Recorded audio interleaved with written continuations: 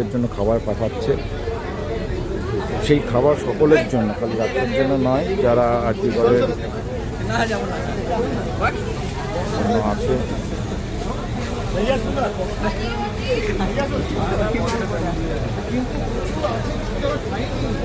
গান করছে সবাই খেয়েছে তাই তোমরা বলছো আমরা পরে খাবো।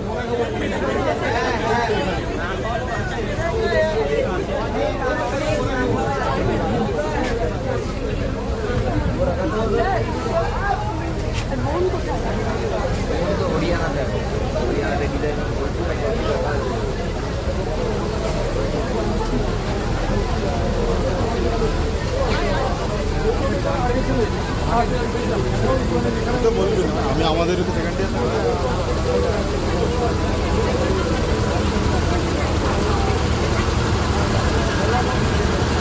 ঠিক আছে, তাতে এখন এদের বেশ কয়েকদিনের খাবার মজুদ আছে এবং আদার্স অন্য সব সেখানে মজুদ আছে। মানুষ যে ওভাবে পাশে থাকতে পারে সেটা সত্যি অকল্পনীয় ছিল। আজ সেটা নিজের চোখে দেখলাম এবং সেটাকে অনুভব করছি।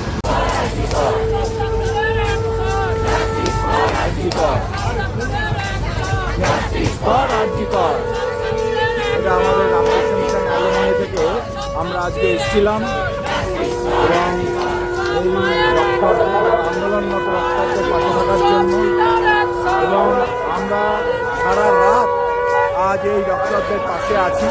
তাদের সঙ্গে গলায় গলা মেলানোর জন্য আজকে এই আন্দোলনকে আরও এগিয়ে নিয়ে যাওয়ার জন্য আমরা তাদের সঙ্গে